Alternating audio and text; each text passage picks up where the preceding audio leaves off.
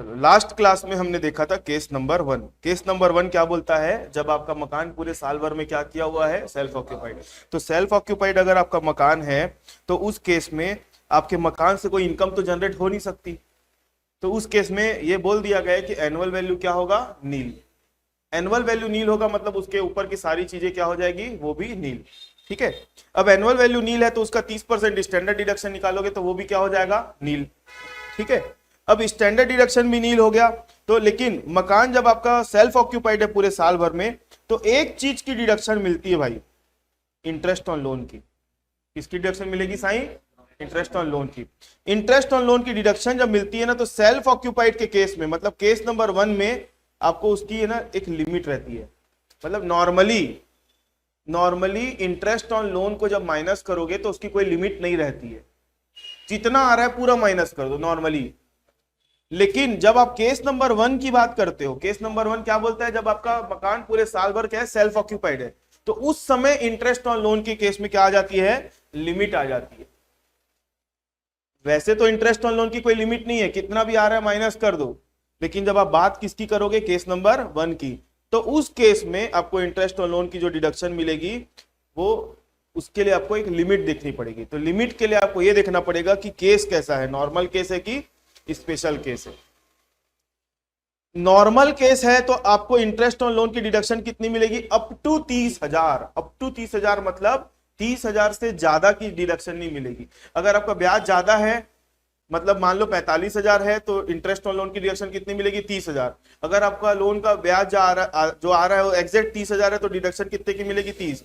अगर आपका लोन का ब्याज आ रहा है 25,000, तो डिडक्शन कितने की मिलेगी, 25 की। लेकिन अगर बात करते हैं स्पेशल केस की, तो स्पेशल केस मतलब दो कंडीशन अगर आप फुलफिल कर दोगे तो आपका केस क्या बन जाएगा, स्पेशल।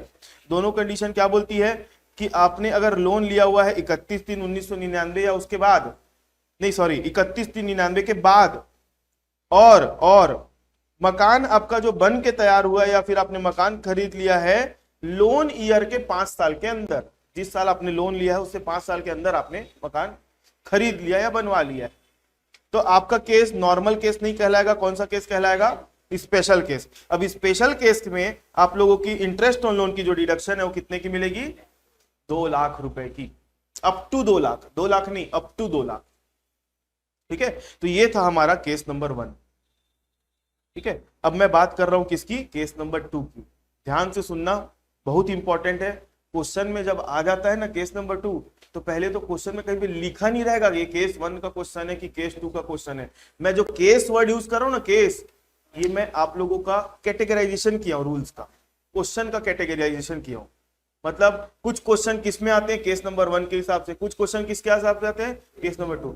अगर आप लोग अपने स्टूडेंट हो अपने, तो आप लोग केस 1 केस 2 बोलोगे ना, तो आप लोगों को समझ में आएगा। दूसरे बच्चे के सामने केस 1 केस 2 करोगे ना, तो वो चीज है ही नहीं है एग्जिस्टेंस में। मैं अपने पढ़ाने के लिए क्वेश्चंस को क्या करके रखा हूं, कैटेगरी में बांट के रखा हूं। जो मकान पूरे साल भर में क्या किया हुआ है, सेल्फ ऑक्यूपाइड, तो ऐसे मकानों के रूल कहां लिखे हुए मिलेंगे, केस 1। तो ये अपन अपने समझने के लिए बनाए। केस 1 आप पेपर में भी लिख के मत आ जाना, केस 1 अप्लाई होता है करके, तो चेक करने वाले को भी नहीं मालूम केस 1 क्या है, वो हम अपने समझने के लिए लिखे हैं। ठीक है। अब हम बात करते हैं केस नंबर 2 की। निर्भय वो दरवाजा बंद कर लोगे कि भाई,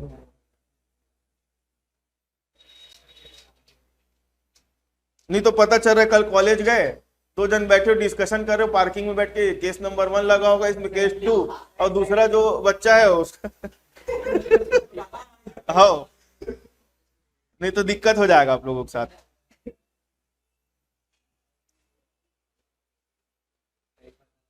case number 2,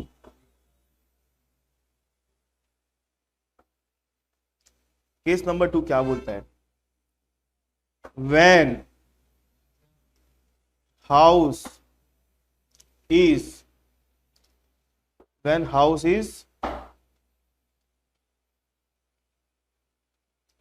let out for some month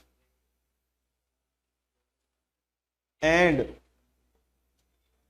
vacant for some month during the previous year। जब मकान क्या है कुछ महीनों के लिए लेट आउट है और कुछ महीनों के लिए क्या है, वैकेंट है। वैकेंट मतलब खाली है। कब, प्रीवियस ईयर में। कब, प्रीवियस ईयर में। पीयूष रील्स देख रहे हो, इधर देखो। केस नंबर 2 कब लगेगा, जब आपका मकान साल में, प्रीवियस ईयर में कुछ महीनों के लिए क्या है, किराए पर दिया हुआ है और कुछ महीनों के लिए क्या है, खाली पड़ा हुआ है। मैं सेल्फ ऑक्यूपाइड की बात ही नहीं कर रहा हूं केस नंबर 2 में, मैं किसकी बात कर रहा हूं, लेट आउट और सेल्फ ऑक्यूपाइड। जब आपका मकान साल में, प्रीवियस ईयर में कुछ महीनों के लिए क्या है, किराए पर दिया हुआ है और कुछ महीनों के लिए क्या है, खाली पड़ा है। ठीक है, हाँ हाँ, पूरे प्रीवियस ईयर में। मैं इसका फोटो बना दूं, फोटो बोलने में फील नहीं आता, फोटो बोलने में अच्छा लगता है। लो लिखा है, लो।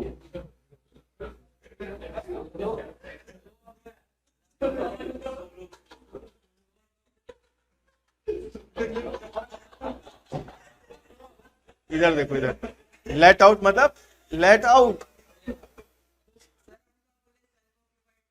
मैं कहा सेल्फ ऑक्यूपाइड बोला ही नहीं। मैं ये बोला कि यहां पे मैं कहीं पे भी सेल्फ ऑक्यूपाइड की बात नहीं कर रहा हूं, ऐसा बोला मैं।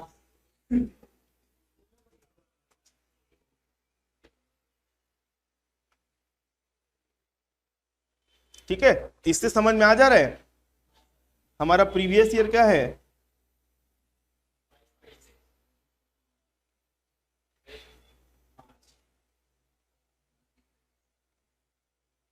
हमारा प्रीवियस ईयर जो है 22-23 है।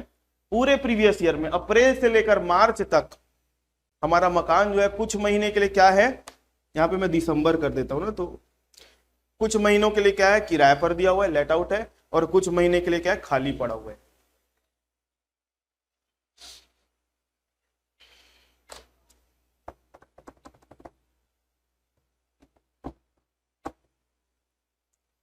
क्या करेंगे,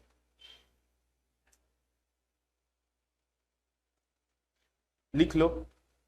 जब आपका मकान साल में कुछ महीनों के लिए, प्रीवियस ईयर में कुछ महीनों के लिए लेट आउट है और कुछ महीनों के लिए खाली पड़ा है, उस समय हमको ग्रॉस एनुअल वैल्यू की कैलकुलेशन करते समय किसी चीजों का ध्यान रखना पड़ेगा। इसकी कैलकुलेशन करते समय gross annual value. Gross annual value कैसे आती है मुकुंद, मतलब सबसे पहले क्या करेंगे, म्युनिसिपल वैल्यू लेंगे, उस पर फेयर रेंट, दोनों में जो ज्यादा होगा, फिर स्टैंडर्ड रेंट लेते हैं, दोनों में जो कम होगा, फिर एक्सपेक्टेड रेंट आता है, फिर उसकी कंपैरिजन एक्चुअल रेंट रिसीव्ड से करते हैं, दोनों में जो ज्यादा होगा उसको नीचे उतारते हैं। मतलब ग्रॉस एनुअल वैल्यू जब निकालते हैं तो दो चीजों को कंपेयर करते हैं, एक्सपेक्टेड रेंट का और एक्चुअल रेंट का। ठीक,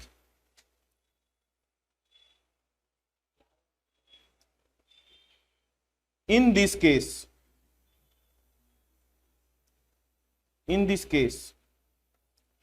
while computing gross annual value, while computing, ये तीनों लड़की लोग कहाँ गायब है, चारों लड़की लोग, स्मृति नहीं आई, प्राची नहीं आई, न गीतांजलि आई, ना आरती आई, चारों नहीं है ऑनलाइन में भी।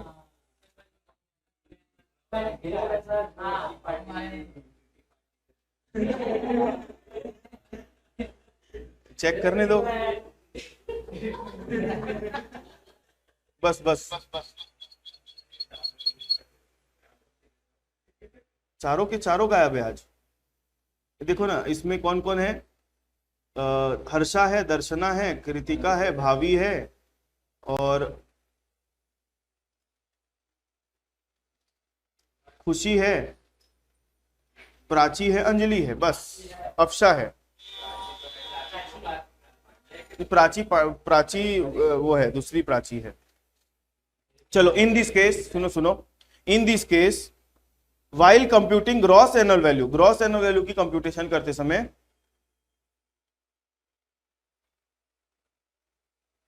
in this case while computing gross annual following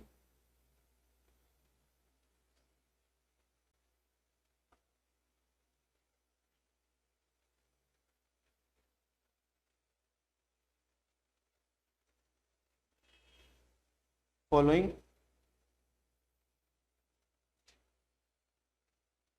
things, following क्या लिखूं,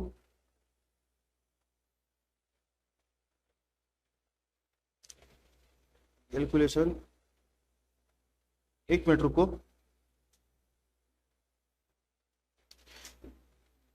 In this case, while computing gross annual value,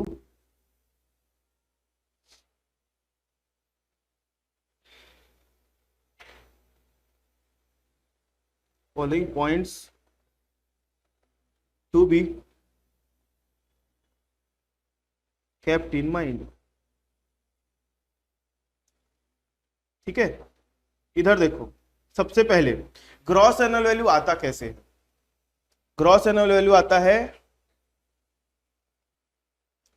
expected rent और आता है एक्चुअल रेंट, ऐसे करके आता है। एक्सपेक्टेड रेंट और एक्चुअल रेंट दोनों में क्या करते हैं, whichever is higher, compare करके लिखते हैं। तो नीचे जो आती है अमाउंट उसको क्या बोलते हैं, ग्रॉस एनुअल वैल्यू।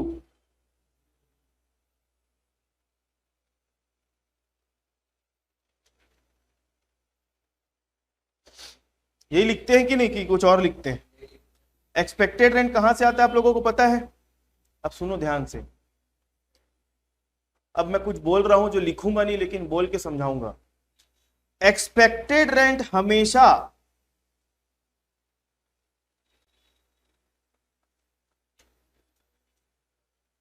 कितने महीने का होता है? कैसे 12 महीने का? क्योंकि मैं लिखा हूं इसलिए, लेकिन इसके पीछे का लॉजिक क्या है सुनो। जब म्युनिसिपल वैल्यू लेते हो ना, तो वो हमेशा 12 महीने का रहता है, क्योंकि नगर पालिका वाले हमारे मकान का 1 साल का पूरा वैल्यू निकालते हैं। जब फेयर रेंट लेते हो तो क्वेश्चन में दिया रहेगा 12 महीने का, या फिर नहीं दिया रहता तो एक फॉर्मूला लगाते हैं, वहां पे भी मल्टीप्लाई किससे करते? 12 से। स्टैंडर्ड रेंट भी जब लेते हैं तो वो कितने महीने का होता है? 12। तो जब म्युनिसिपल वैल्यू, फेयर रेंट और स्टैंडर्ड रेंट, ऊपर की तीनों चीज को जब 12-12 महीने का ले रहे हो, तो उससे जो आउटपुट आएगा एक्सपेक्टेड रेंट का, वो भी अल्टीमेटली कितने महीने का होगा? 12 महीने का होगा। लेकिन हमारा केस क्या है अभी? कुछ समय मकान क्या है, किराए पर दिया हुआ है, और कुछ महीने के लिए क्या है, खाली पड़ा है।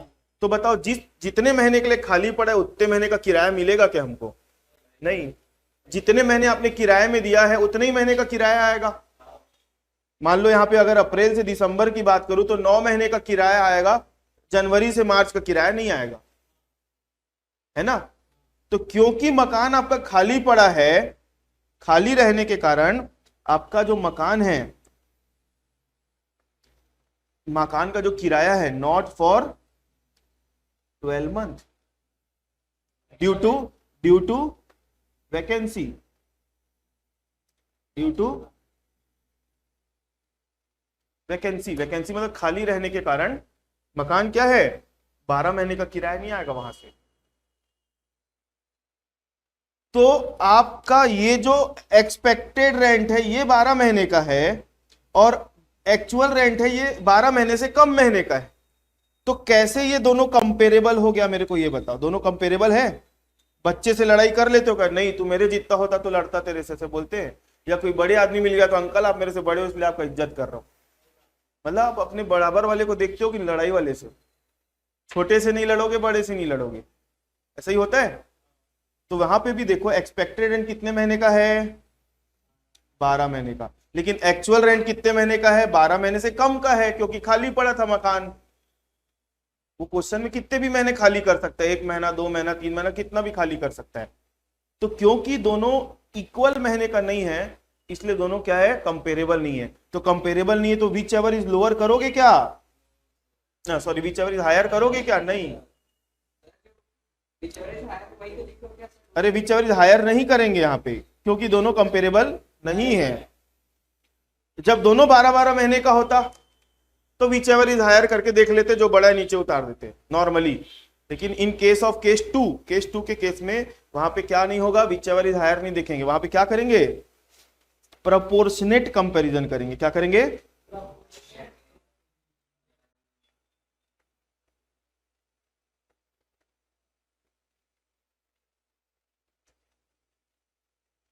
क्या करेंगे, विच एवर इज हायर नहीं करेंगे, क्या करेंगे, प्रोपोर्शनेट कंपैरिजन, प्रोपोर्शनेट कंपैरिजन करेंगे। और प्रोपोर्शनेट कंपैरिजन क्या बोलती है, सुनो, जो एक्सपेक्टेड रेंट है वो 12 महीने का है और एक्चुअल रेंट है वो 12 महीने से कम का है, तो दोनों कंपेरेबल नहीं है। तो एक काम करो, आप एक्सपेक्टेड रेंट को भी उतने ही महीने का बना लो जितने महीने का एक्चुअल रेंट है, तब दोनों क्या हो जाएंगे, बराबर बराबर हो जाएंगे, तब आप कंपेयर करो। तो आपको इस चीज को समझाने के लिए मेरे पास 5 एग्जाम्पल है छोटे छोटे, बताऊं, चलो। Example number 1, examples on proportionate comparison.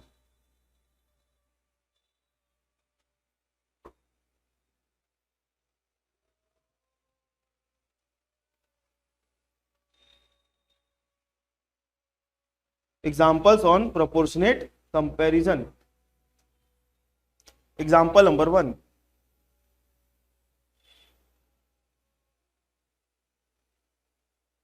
Example number 1. Expected rent.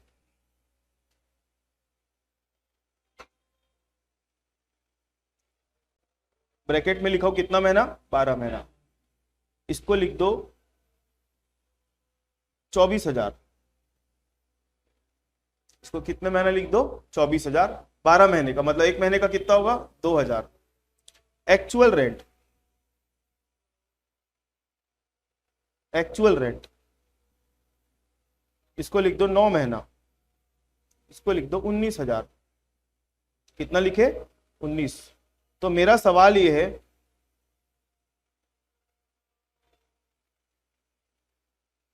Gross annual value मतलब कितना आएगा, बताओ। ग्रॉस एनुअल वैल्यू की अमाउंट कितनी आएगी,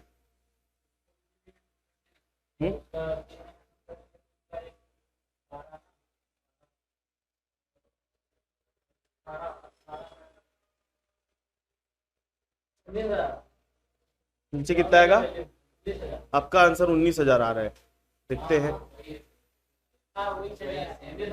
आपका कितना आ रहा है, 19। आपका कितना आ रहा है, नहीं कैलकुलेट करो ना, बताओ। आपका 19, आप लोगों का, शुभम, विवेक, 19। देखो क्या हो रहा है, सुनो, ऊपर वाला जो रेंट है वो कितने महीने का है, 12 महीने का है। तो पहले आप लोग क्या करोगे, इसको कन्वर्ट करोगे 9 महीना में। तो 9 महीने में कन्वर्ट करना आता है ना, इंटू 9 डिवाइड बाय क्या करोगे, 12। तो कितनी अमाउंट आएगी, हाँ तो ठीक है, सुनो तो, इसको जब कन्वर्ट करोगे तो अमाउंट कितनी मिली, तो वो लिखने के लिए, सिर्फ दिखाने की, कंपेयर करने के लिए हम निकाले ना वो वाली अमाउंट, इसको कैलकुलेशन कहीं पे लेना मत। अब आप लोग क्या करो, 18,000 को और 19,000 को कंपेयर करो। क्या करोगे, 18,000 और 19,000 को कंपेयर करो, दोनों में बड़ा आप कौन है, तो नीचे क्या आएगा। इस टाइप के कंपैरिजन को क्या बोलते हैं, प्रोपोर्शनेट कंपैरिजन। तो ऐसे ही करके मेरे पास टोटल कितने एग्जांपल है, 5। तो ये पहला एग्जांपल हुआ, अच्छा लगा वाला एग्जांपल, जिसमें सबके आंसर करेक्ट है। एग्जांपल नंबर 2, ये सारी चीजें क्वेश्चन में रहेंगी ना दोस्त, और बोल के नहीं बताएगा केस नंबर 2 लागू होगा, ऐसा लिखा ही नहीं रहेगा कहीं पे। आपको क्वेश्चन के डिटेल को पढ़ के समझना है कि हाँ ये वाला केस नंबर 2 वाला क्वेश्चन है करके, ठीक है।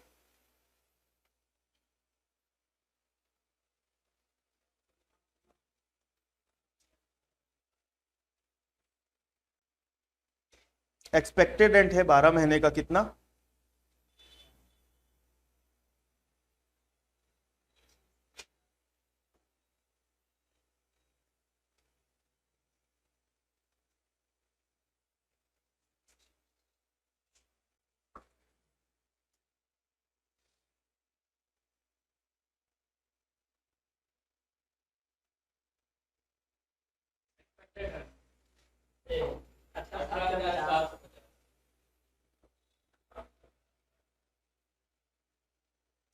बताओ। अब इसका आंसर क्या होगा, 18,750। निर्भय बताओ, 18,750 किए हो कैलकुलेशन? 18,750। दर्शना का 18,750 और 18,700 वाला 18,750 एक, 18,750 दो। बताओ जल्दी, 18,750 शुभम, 18,750 आपका। दितेश, पीयूष, पीयूष तो बता दिया है। मुकुंद, अरे मोनिश, मोनिश, साई आपका भी 18,750। आपका विवेक, इधर दीदी लोग, प्रीतिका, भावी, अंजलि, हर्षा, खुशी, अफशा, दर्शना, प्राची, हाँ सर, 18,000। ठीक है। Yes, sir. 18,750 गलत, गलत।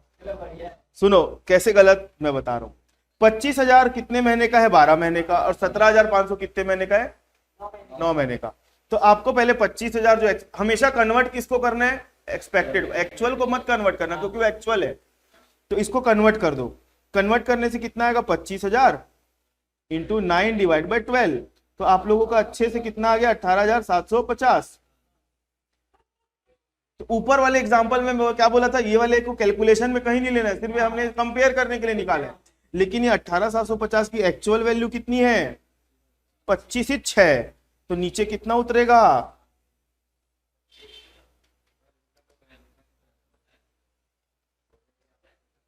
एग्जाम्पल देने से मतलब ही वही है कि आप लोगों को ये याद रखना है, जब ऐसी स्थिति आएगी जब आप एक्सपेक्टेड रेंट को कन्वर्ट किए हो, कन्वर्ट करने के बाद भी एक्सपेक्टेड रेंट एक्चुअल रेंट से ज्यादा आ रहा है, तो आपको पूरा पूरा नीचे उतार देना है। कन्वर्ट करके देखना है, मतलब कन्वर्ट करने के सिर्फ कंपेयर करने के लिए हम उतार रहे हैं, मतलब कंपेयर करने के लिए हम देख रहे हैं, लेकिन नीचे जो वैल्यू उतरेगी उसकी एक्चुअल वैल्यू उतरेगी। हाँ हाँ हाँ हाँ, ठीक है। तो 5 एग्जाम्पल क्या मैं सिमिलर नहीं देने वाला हूं, ये 5 एग्जाम्पल से आप टकराओगे क्वेश्चन में तो आप लोग यहीं पे गलती कर दोगे। 18,750 लोगे तो कहां से आंसर आएगा आप लोगों का? ठीक है, 5 एग्जाम्पल छाट के ही निकाला हूं आप लोगों के क्वेश्चन से। ठीक है, आगे देखे। इन लोग गलती कर दिया यार, आज छुट्टी मार के सबके सब।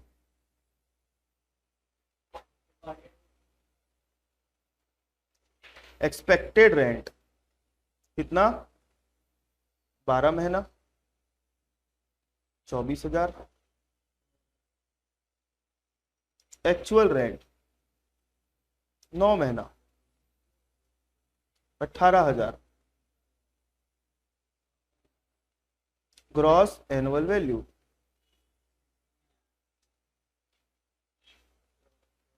बताओ, इसका आंसर क्या होगा? इसका आंसर कितना होगा?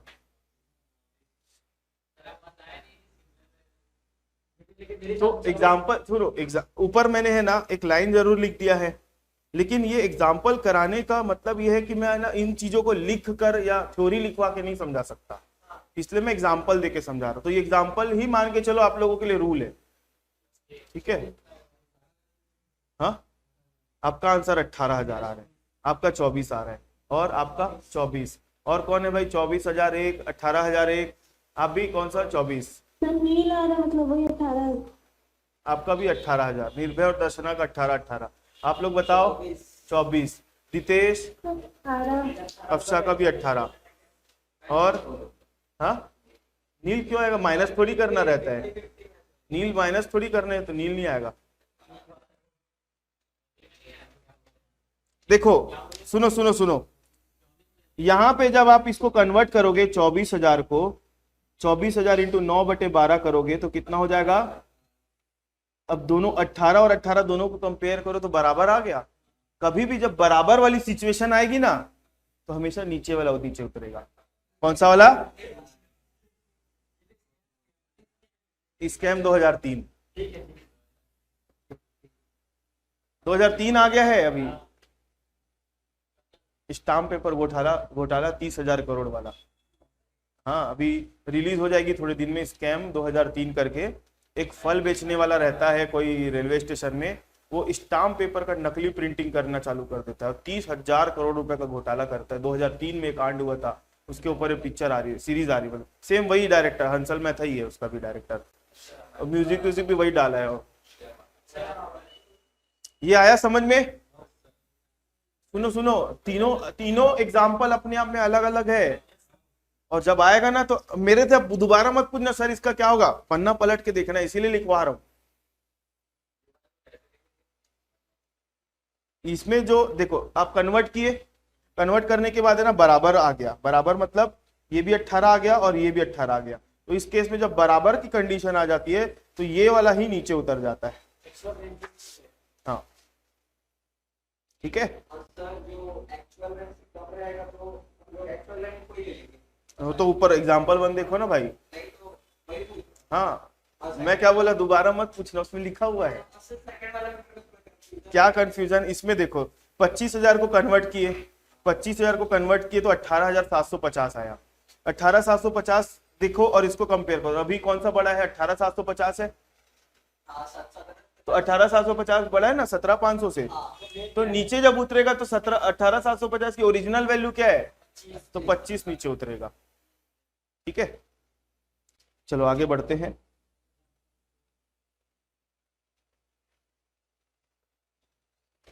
Example number 4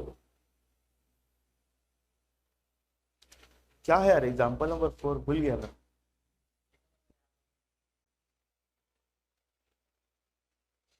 expected rent 12 month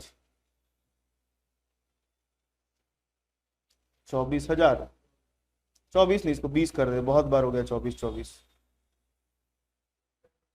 12 month कितना 20,000। Actual rent 9 month. अच्छा मैं यहाँ पे 12 महीना और 9 महीना लिया हूं, इसलिए यहाँ पे मल्टीप्लाई करते समय क्या ले रहा हूँ 9 डिवाइड बाई 12।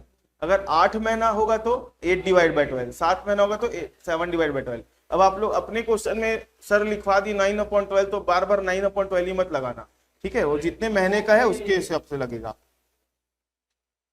ये आएगा आपका 21,000 रुपए।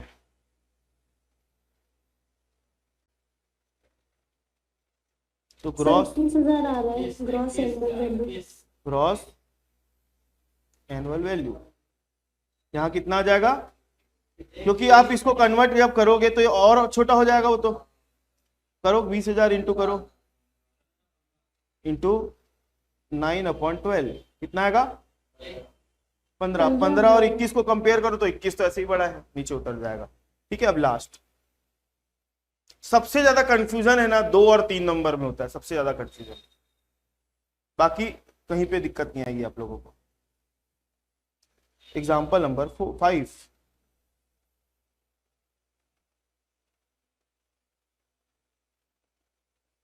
एक्सपेक्टेड रेंट 12 महीना, एक्चुअल रेंट 9 महीना 24,000 24,000 सर 24,000। ग्रॉस एनुअल वैल्यू कितना आएगा, क्योंकि इसको जब कन्वर्ट करोगे तो 24,000 और कम हो जाएगा, 24,000 इंटू 9 डिवाइड बाय 12, ये कितना हो जाएगा 18,000। अब 18 और 24 में कंपेयर करो तो ये हो जाएगा। ये 5 एग्जाम्पल है जो आप लोगों को ये पूरे कॉन्सेप्ट को समझा देगा। कौन से केस में, केस नंबर 2 में, केस नंबर 2। ये याद रखना है भाई क्वेश्चन सॉल्व करते हुए। पांच वाले एग्जांपल में एक्चुअल रेट ही नीचे उतरा है ना। हाँ क्योंकि वही ज्यादा था। हाँ। इसमें पांचों में किसको किस में डाउट है, इसमें सबसे ज्यादा इंपॉर्टेंट अगर मैं बोलूं तो एग्जाम्पल नंबर 2, एग्जाम्पल नंबर 3, क्योंकि ये दोनों में गलती करते हैं बच्चे लोग ज्यादा।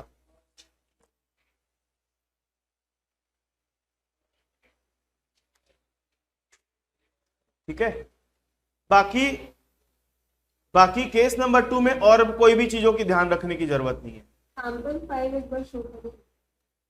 क्या बोल रहे हो भाभी? एग्जाम्पल 5 किए ना, वो एक बार देखा। तो नहीं दिख रहा है क्या example 5?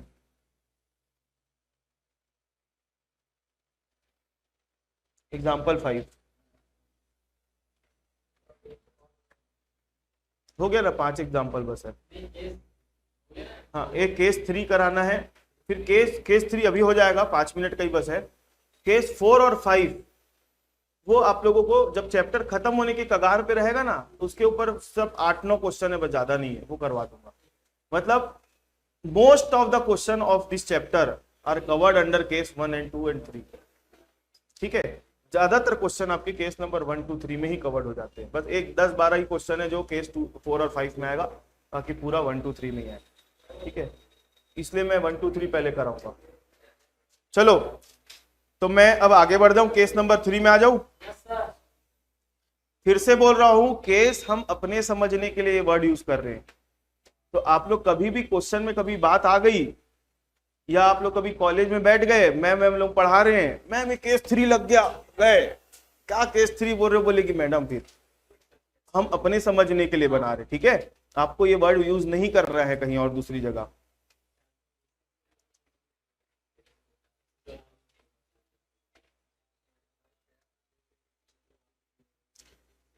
Case number 3, case number 1 कब लगता है? जब पूरे साल भर में मकान, इधर इधर सर इधर केस नंबर 1 कब लगता है? जब पूरे साल भर में मकान क्या किया हुआ है, सेल्फ ऑक्यूपाइड। केस नंबर 2 कब लगता है? प्रीवियस ईयर में कुछ महीने खाली और कुछ महीने किराए पर वैकेंट है, खाली है।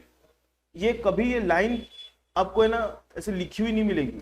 क्वेश्चन में ना एक ऐसी लाइन लिखी रहेगी कि मिस्टर ए ने अपने मकान को एक किराएदार को दिया, इस तारीख को किराए पे दिया, इस तारीख को खाली करके चला गया, और बाकी के 3 महीने तक मकान खाली पड़ा रहा। कौन सा केस लग गया? क्वेश्चन के फैक्ट को पढ़ के हमको पहचानना है कि हाँ ये इस क्वेश्चन से रिलेटेड है, इस केस से रिलेटेड है ये क्वेश्चन। ठीक है, चलो case number 3, when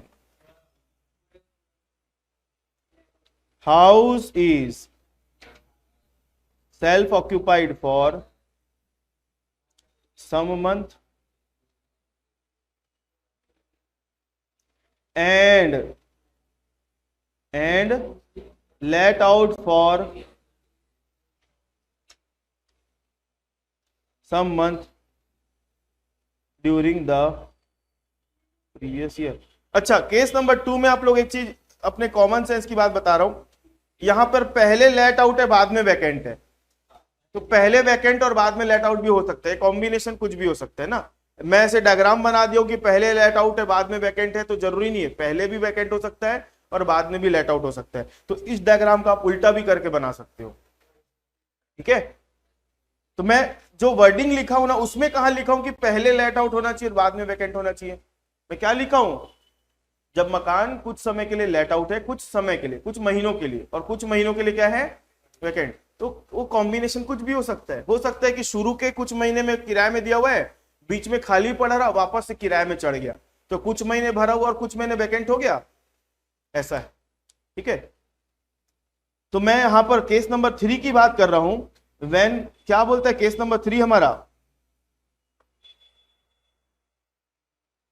case number 3 क्या बोलता है? When house is self occupied for some month and let out for some month during previous year।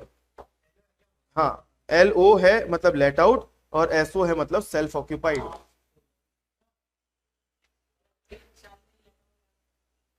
बता रहा हूं ना, when house is self occupied for some month और and let out for some month during the previous year। कुछ महीने वो खुद रहा मकान में, और मैं कल एक डिस्क्लेमर दे दिया था पहले ही कि मैं ऐसे मकान में सेल्फ ऑक्यूपाइड वर्ड बोला हूं, मतलब कौन सा वाला सेल्फ ऑक्यूपाइड है? रेसिडेंस वाला। बिजनेस वाले की मैं आगे बात ही नहीं करूंगा बोला था, है ना। तो यहाँ पे जिस सेल्फ ऑक्यूपाइड की बात हो रही है, कौन से वाले सेल्फ ऑक्यूपाइड की बात हो रही है विवेक?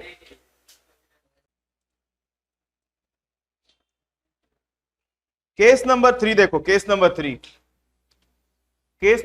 देखो, केस नंबर 3 क्या बोलता है? When house is self occupied for some month and let out for some month during the previous year. मतलब प्रीवियस ईयर के दौरान आपका मकान कुछ महीनों के लिए क्या किया हुआ है, सेल्फ ऑक्यूपाइड, मतलब खुद रहने के काम में ला रहा है, और कुछ महीनों के लिए क्या है, किराए पर दिया है। मैंने यहाँ पर खाली वर्ड यूज किया नहीं, मतलब आपको है ना सेल्फ ऑक्यूपाइड और लेट आउट का कॉम्बिनेशन देखना है। क्या करना है, सेल्फ ऑक्यूपाइड का और लेट आउट का कॉम्बिनेशन देखना है। भले ही मकान बीच में खाली भी पड़ा रहे ना, तो भी वो केस 3 में ही आएगा, केस 2 मत लगाना। कैसे, मतलब समझो, मैं डायग्राम बना के बता रहा हूं। मान लो अगर ये वाली पॉसिबिलिटी है, कौन सी वाली, अगर मान लो अप्रैल से लेकर मार्च तक हमारा प्रीवियस ईयर है, ठीक है, अप्रैल से लेकर दिसंबर तक आपका मकान क्या किया हुआ था, सेल्फ ऑक्यूपाइड था, और कुछ समय के लिए मतलब 3 महीने के लिए क्या हो गया, लेट आउट, तो कौन सा केस लग जाएगा, केस 3। खाली नहीं है, सेल्फ ऑक्यूपाइड है और लेट आउट है। और सुनो, इसमें फोटो में अलग अलग बना सकते हो, बहुत सारी पॉसिबिलिटीज यहाँ पे। कुछ महीने के लिए क्या किया हुआ था, सेल्फ ऑक्यूपाइड, कुछ महीने के लिए क्या पड़ा रहा, खाली, और कुछ महीने के लिए क्या हो गया, लेट आउट, तो भी केस नंबर कौन सा लगेगा, 3। यहां पर मतलब सेल्फ ऑक्यूपाइड और लेट आउट एक ही साथ अगर कभी भी आ गया मकान का एक ही प्रीवियस ईयर में, तो केस नंबर 2 नहीं लगेगा, कौन सा लगेगा, केस नंबर 3 लगेगा। भले बीच में क्या हो जाएगा, खाली हो जाएगा तो चलेगा, हाँ ठीक है। लेट आउट और सेल्फ ऑक्यूपाइड अगर साथ में आ रहा है तो केस नंबर 3 लगेगा। हाँ, और वो अपोजिट कर सकते हो, पहले लेट आउट भी हो गया बाद में सेल्फ ऑक्यूपाइड, या पहले सेल्फ ऑक्यूपाइड बाद में लेट आउट, वो मैटर नहीं करता। मैंने ऊपर में कहीं लिखा कि पहले सेल्फ ऑक्यूपाइड हो गया, नहीं, वो आगे पीछे हो सकते चलेगा, लेकिन दोनों एक साथ अगर आ रहा है यूज, ठीक है, तो केस 3 लगेगा।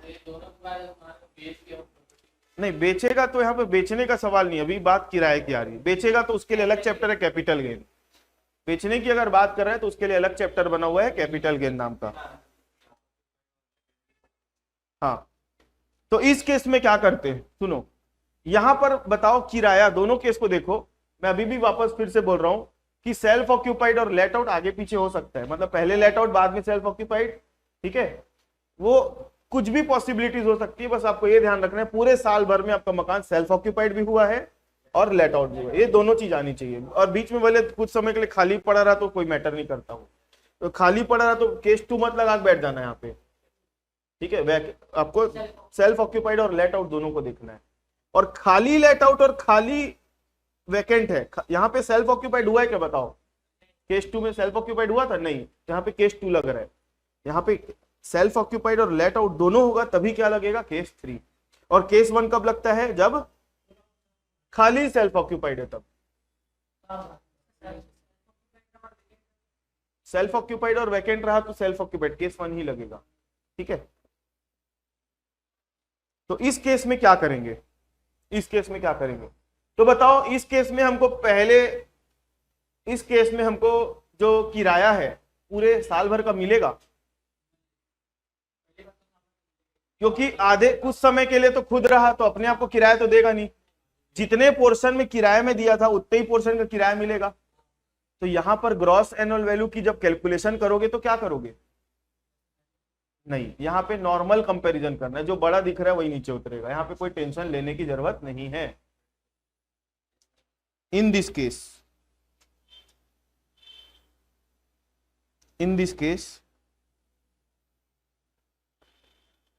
it is assumed that, it is assumed that house is let out for whole previous year। यहां पे क्या एज्यूम कर लिया जाता है कि हाउस का क्या हो जाएगा, पूरे प्रीवियस ईयर में क्या किया हुआ है, लेट आउट, मान लेंगे, एज्यूम कर लेना है। therefore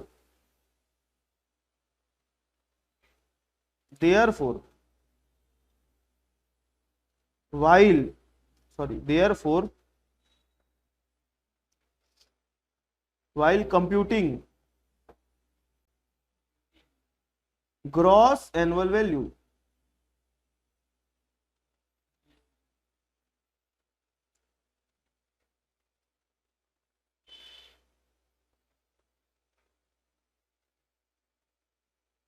normal comparison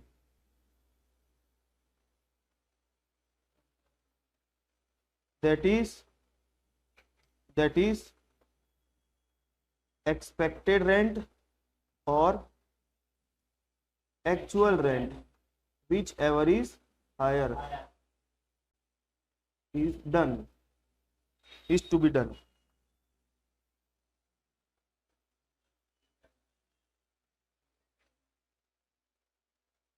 एग्जाम्पल, ये एग्जाम्पल नहीं, यहाँ पे लिखेंगे expected rent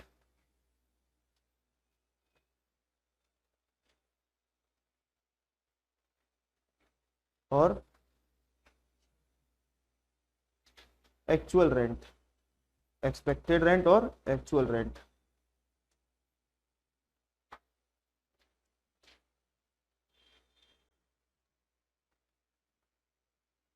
gross annual value क्या करेंगे, विच एवर इज, बस नॉर्मल कंपैरिजन करना है।